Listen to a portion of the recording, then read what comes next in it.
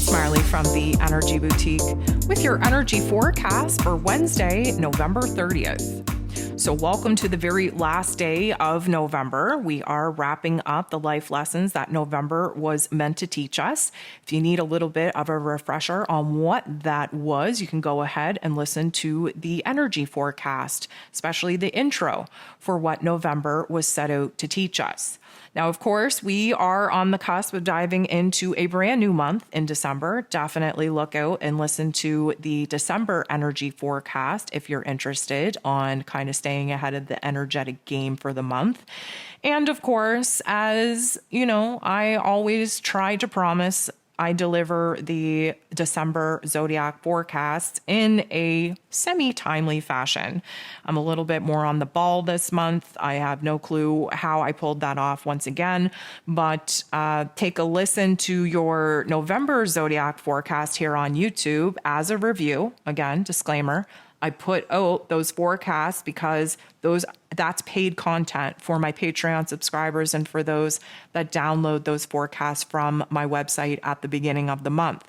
So if you're listening to November's zodiac forecast and saying, I think you put out the wrong month, or I think you're like a month too late, please understand that that is the process of how I release that information. If you're interested in December's energy forecast for all of the zodiacs, you can hop over to my Patreon. You can access all 12 over there for your rising, for your sun sign. And if you just want to download them individually, you can head up my website and download your rising sign and your sun sign. So here we are on the very last day of November. We are about to have our first quarter moon in Pisces energy. This is the first chapter of the new moon in Sag that we just had last week. So this is like the first phase of manifesting, if you will. The first quarter moon always provides us with an intense action point where we feel like we have to choose. We feel like we have to decide. We feel like we have to take action. And sometimes that action makes us kind of do something that maybe we shouldn't do because we didn't think it out very well. Or we could be sitting in this particular situation and really just considering the actions that we want to take and how that's going to have an effect on the people around us. And this is a great time to kind of, although it is stressful and although it is intense and although there is an urgency to it, this is a good time to kind of whittle away what has been working for us, what hasn't, what we need to do in moving forward to align with the path, with the intentions that we set for ourselves under the new moon in Sag. And just know that this is a little bit of a cluster F of energy, let's just say. So, of course, the moon is in Pisces all day. It's a semi-quiet day in the cosmos, believe it or not. There's only 6 different aspects here today, but all 6 of them involve the moon, which technically makes it a moon day. So out of the gate, we have the moon in Pisces making a very positive interaction with Uranus, the great awakener, who is retrograde in Taurus energy. This is a positive interaction. So what this does for us, the moon in Pisces is helping us to see where endings are needed, what it is that we've outgrown, what it is that we're no longer in alignment with in order for us to clean the slate and prepare to move on to new chapters. Uranus being retrograde in Taurus energy has us illuminated to what it is that we're overly attached to here in this physical realm. Could be routines, could be relationships, could be titles, possessions, all kinds of earthly types of comforts. So what this is doing is kind of giving us a zap of energy, an aha moment, if you will, an epiphany on what it is that we've outgrown, what it is that we're holding on to desperately, and what it is that holding on to, whatever that case may be, is likely blocking us from doing the healing work, the growth work needed in order for us to actually move on. Keep in mind, Pisces energy, super emotional, hypersensitive. Uranus energy, highly electric, brings a lot of anxiety to our physical bodies. What do we get when we bring them together? An overwhelming state of anxiety in our mental plane and in our emotions. And seeing as we're about to have our first quarter moon in Pisces, there's always a buildup of energy there as well.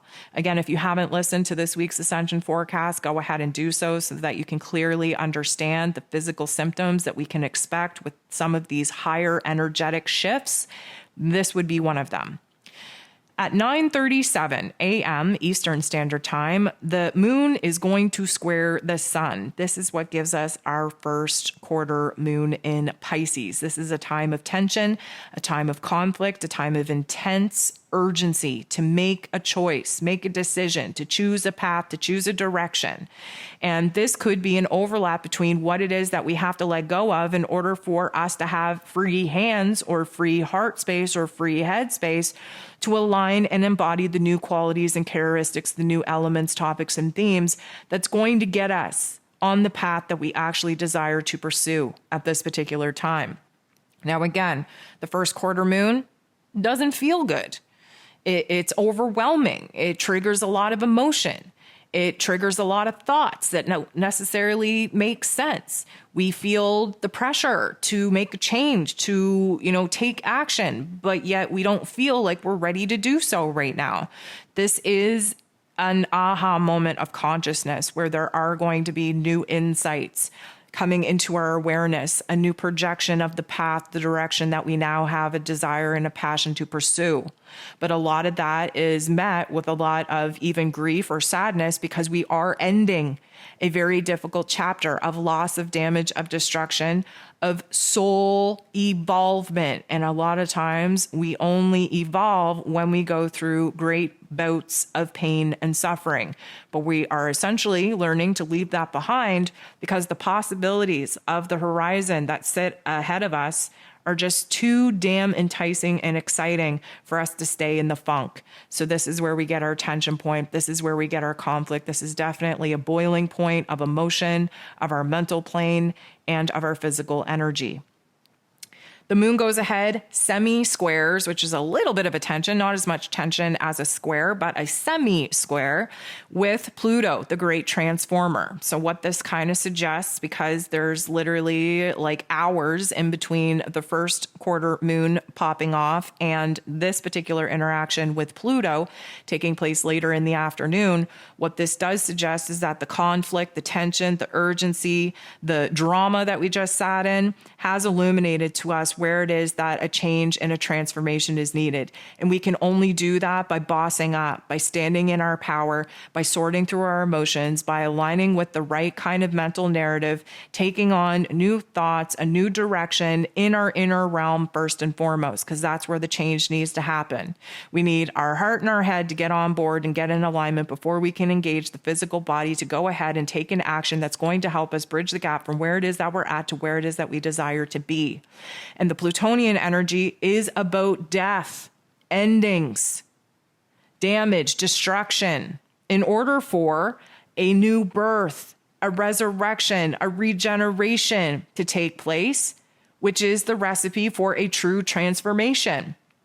And the transformation, again, is taking place in our inner realm first and foremost before we're going to start seeing that change and transformation take place in our physical realms. The moon is going to bump into Chiron in not the nicest way. This is going to, yes, expose our wounds because, of course, Chiron is the wounded healer. He shows us the wounds that we're here to heal, and then he gifts us with the knowledge and the wisdom, the resources to heal said wounds. He's retrograde in Aries energy. He's all about reinventing ourselves, rebranding ourselves, especially detaching from the pain and trauma suffering story that has become too intertwined in who it is that we are. The moon in Pisces wants us to do that deep-seated soul-like healing in order for us to provide an ending and a closure to a certain soul chapter, a certain pain chapter, in order for us to move on. This particular interaction is going to highlight one of two things and probably both where the wounds are still alive and well. There's a lot of pain, a lot of grief, a lot of sadness, a lot of depression, a lot of purging that needs to happen because, of course, the Pisces energy represents the unconscious collective. And right now, the collective is going through a very deep, dark time. This translates into our individual lives, plucking out the storylines that best fit this vibration, frequency, and energy. Many of us have had a lot of loss, a lot of damage, a lot of destruction, a lot of situations, a lot of spiritual life lessons that have put us in a situation to let go of, surrender to, watch the ending, the death of certain topics and themes, relationships, spiritual life lessons take place in our lives. The second thing that's going to be illuminated here, because the wounds are right in our face, is how are we going to heal them? What do we have to do to heal them? Well, the first thing we need to do is acknowledge them, which I think we're going to do because they're going to be a loud, painful wound in our face. We're going to feel like somebody's rubbing the salt in our wounds, highlighting the shadow realm of our thoughts and feelings in order to bring it into our awareness. So check that first step off. We're aware of it. Now, second question, what are we going to do about it? Well, we know we don't want to sit in it because it doesn't feel good, so we have to make a change. What are we going to change? Well, because the moon is a factor here, we have to change our emotions. How do we change our emotions? Well, we have to change our perspective and our understanding of the situations that created these wounds. So we have to move into our inner world. We have to analyze them. We have to kind of ask ourselves the deep-seated questions on how this actually came to be, what this actually means for us, what we actually have control over. And when we have the answers to those questions, then we can boss up and take control in attempting to heal them, attempting to give ourselves loveness and kindness and just a gentle arena of healing energies, because of course we're in Pisces energy, which is very, very healing. So it is going to illuminate the wounds, but it's also going to illuminate what it is that we have to do to heal these particular wounds. And although this doesn't feel good, the moon goes ahead and sextiles the true node, which does suggest that sitting in that funk and having those very heart-to-heart, deep-seated inner realm conversations does reveal a path forward. That destiny point that the true node represents is the path that we need to be on in order for our souls to evolve, for us to move on, for us to grow, for us to heal. This is a harmonious aspect, which means that we tap into the positive qualities of this Pisces energy, which is soul healing. This is having a different understanding, perception on what we just went through and rewriting the script, rewriting the narrative. Because the minute that we can flip the script, the minute that we have a different perspective, the minute that we have a different insight, observing from a different set of eyes what we just went through, we can pluck out the silver linings. And the minute that we do that, we change our emotions. And the minute that we do that, we change our attitude. And the minute that we do that, we can engage the physical body and take the kind of direction and path needed in order to create distance from what it is that have harmed us, what it is that is ending, and of course, create a little bit of a closer proximity to the path, to the element, to the things that we are looking to actually align with.